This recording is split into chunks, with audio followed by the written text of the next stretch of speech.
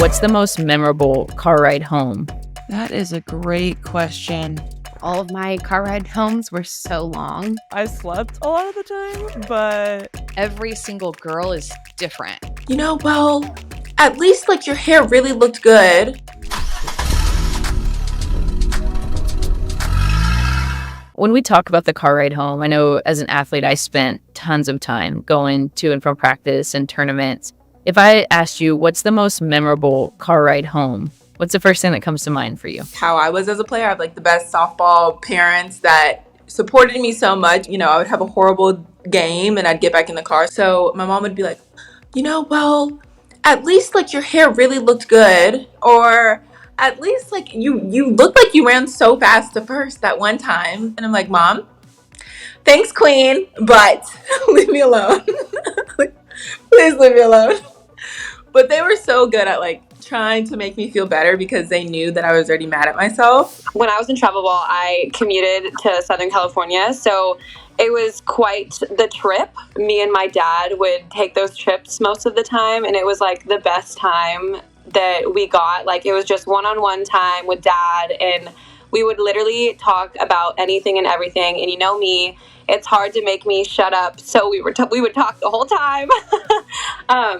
He was really good at like letting me talk about things when I wanted to, so he wouldn't bring anything up and he would wait for me, and it was just the best times with dad. I would just say growing up, my dad not making a rough game feel even worse and just like trying to build me up and really not even talking about the game if I didn't want to talk about it. I'm so grateful for having a father that just had my best interest at heart and knew that if I was upset, let's not make it even worse. Not why did you swing at that? What did you do there? How could you do that? I've had some memorable one of those, or with my husband and I, and we would tag team, and that was probably like in 10U and 12U.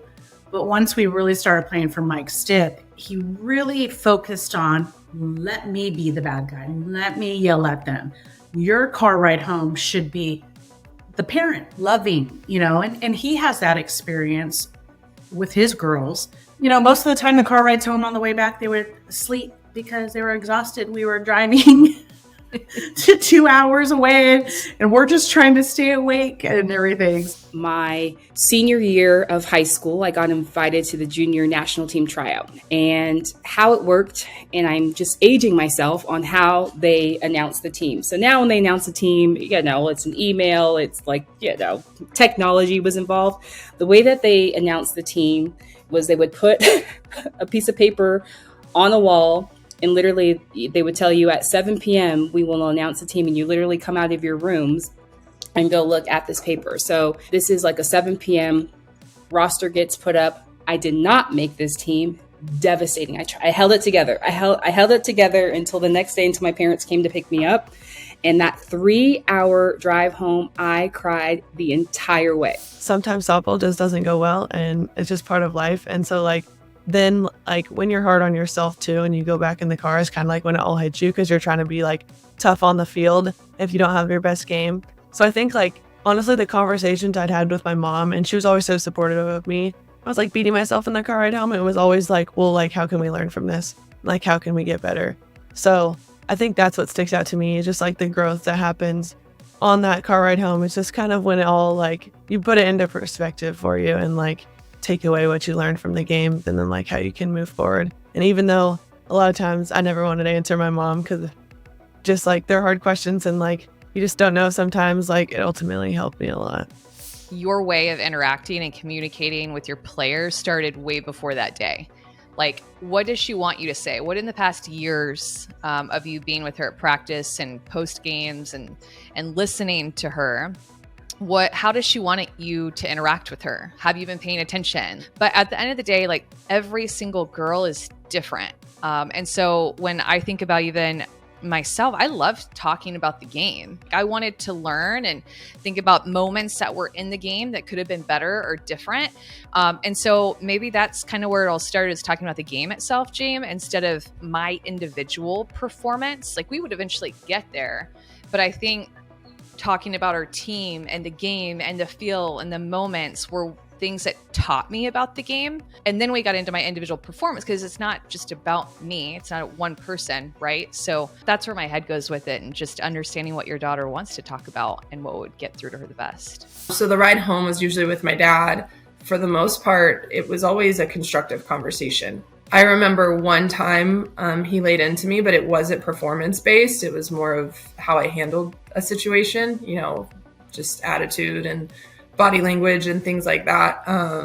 As a parent, I think it's fun now because Bracken got to watch me train for the 2020 Olympics. And so at the end of every bullpen, I would get in the car with Joey because he caught me for a while. And if she was with us, you know, we'd talk out my bullpen, and I usually rate them on like a grading scale at school. So A+ to F. She'll get in the car and she'll be like, I think I had a B day. And I was like, wait a minute, why did you give yourself a B? And she's like, oh, okay, maybe it was a C+. And I was like, okay, let's be honest with ourselves. So I think more recently, those conversations are good. I didn't have car ride homes with my dad where he just laid into me performance-based. I do remember a game that he was called pitches for a while, and for whatever reason, I shook a pitch off and he called it again, and I shook it off and he said, throw it. And I threw it and she hit it and we lost the game. And I think when we got in the car, I flipped and was like, I told you I didn't want to throw that. I knew she could hit it. And da-da-da-da. And, you know, we both obviously learned from that situation. But I was just very fortunate that it was always a learning experience with him. I just remember being in the car for a really long time and having fun with my dad and joking around. And, you know, my mom was there a lot too, obviously. But yeah, I just remember like weekdays going down for hitting late at night and driving home late, having fun, spending time with my dad. I fell asleep a lot. But even like just got married in December, and my dad talked a lot about how he misses our car rides home. So nostalgic for sure. My dad was more vocal, for sure. He was the one always in my ear, always saying something. My mom was the one always trying to calm him down. She was like mediator. But I feel like having the constant like dad role of him always being on me, but then having my mom to also come in and be like, it's okay, it's just a game kind of thing. Even though I didn't think it was just a game, like it still meant a lot. It was really nice to hear that for me to like kind of bring it down a notch. It also was nice because there was times where I didn't want to listen to my dad because he was always the one like on me. So if I really wasn't doing something I should do, my mom would also chime in and be like, maybe you should work out. Like maybe you should go hit. Like your dad's not wrong. So then when my mom would chime in, I'd be like, okay, I should probably go do that. Because she's never telling me like, hey, you should probably go do that unless I really need to. It was mostly me and my dad. And there would be times where we would blast music, like Journey, Van Halen, Def Leppard. We were just blasting music in the car after a good game, bad game. Honestly, I don't remember if the games were good or bad, but I just remember my dad cranking up the music and us just going buck wild in the car. And I honestly think that's where my music love comes from, because it's like, oh, you got to give this song a second. You just have to listen to it. And that's some of my favorite memories. His favorite to blast was by Journey. It's called Ask the Lonely. And I always go back to, whenever I listen to that song, I go back to the car.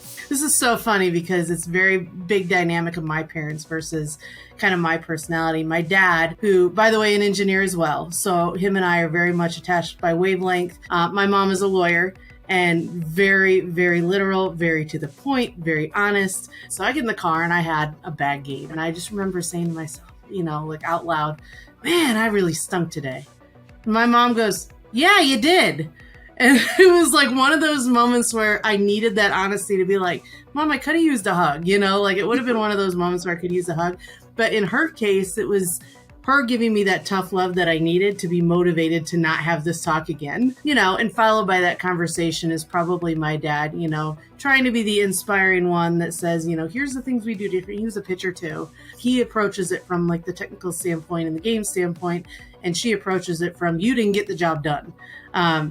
So it was like this great balance of, tough love and inspirational love that kind of got me in the right mindset to be better in the next game. I slept a lot of the time, but most memorable, I don't know. I just love spending time with my dad and just like learning more about him, because like before we would like drive 30 minutes maybe to practice, but we had hours to talk with each other, and so we became like super close. Like my dad is one of my best friends, and I think he's one of the smartest people ever. Like he has so much good advice. But yeah, I think just getting to know him more and like hearing his stories throughout life has definitely like helped me.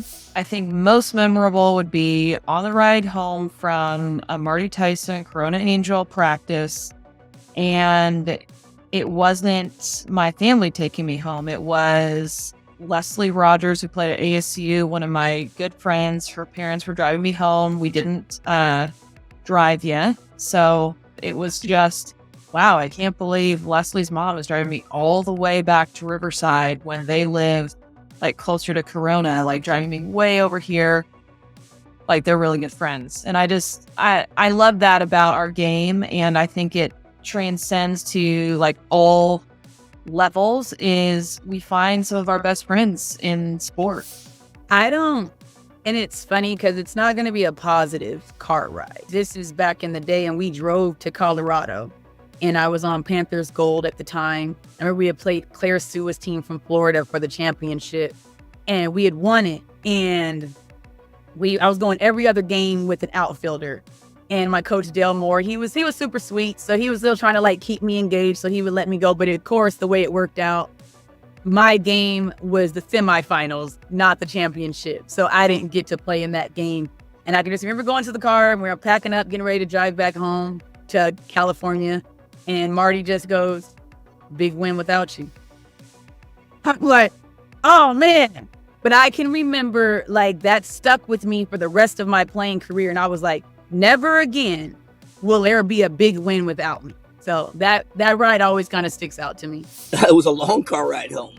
It's when I really found out about her competitiveness, to be honest with you. I thought my daughter liked softball, and we lost. We were, there was like 170 teams back then at the tournament, and we finished in like the top 15. Like I'm like walking out like with my chest puffed out, and she slung her bat bag against the truck, and it like scratched the truck. Like she was mad, like threw her bag. So about an hour into that car ride, it kind of dawned on me like, whoa, like my daughter's pissed off that we lost, right?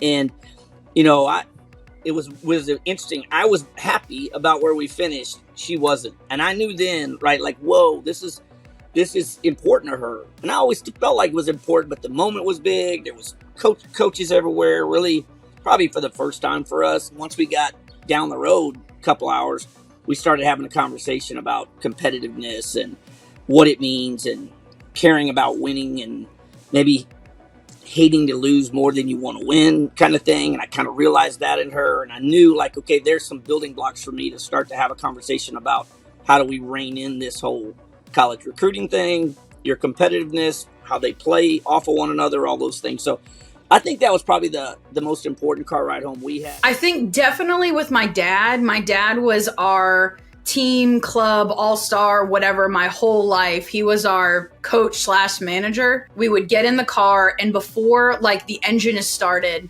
my dad is on the phone with the other coaches or parents, and I would just sit there and like hear him talk about all the like behind the scenes type of stuff. And then eventually I'd put my CD player headphones on and just kind of drown it out. But those were really good times with my dad. Like just talking game, I guess, in a great way. Not like, here's all the things you did wrong, but just like bonding. I mean, we spent hours and hours and hours in the car together. So anything with my dad.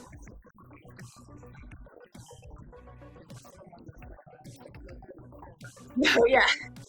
He was like the team dad. So I was last on his priority list always. It was always about like the other kids and making sure that like we cleaned the dugout and that everyone had rides home. So like I got into a habit at the ball field where I would call my dad Jimmy, because if I called him dad, he would never turn around. It was never really about like, here's all the things you did wrong. It was more like, you understand the game better than the other 9-year-olds. Let's capitalize on that, especially with soccer and with softball. So it was kind of just like always very encouraging. he was not a dad that was like, you went 0 for 4, we're not getting dinner, you know, like that's not really how he went. It was just always like a relaxing, calm kind of dad. And again, normally he was on the phone with other people, so he was never like, you're terrible at hitting the inside pitch, you know? My parents were really cool. I was the youngest in my family, so like, and my mom doesn't understand sports, so a lot of it was just like having fun on the way home. And my mom is so good at it, and my dad was good at it too. Like my dad would talk about the game if I wanted to talk about it, but he was real calm and just like, you know, my dad is incredibly smart, knows a ton about baseball, but like I don't have a bad memory of a car ride home. I can tell you I was kind of like a drop-off kid, so both my parents worked, and again, they're divorced, so I had a lot of teammates take me to places, and I can remember some very memorable car rides home with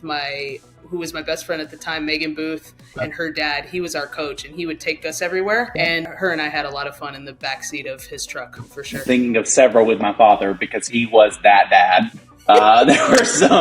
There were some tough car rides home in those days.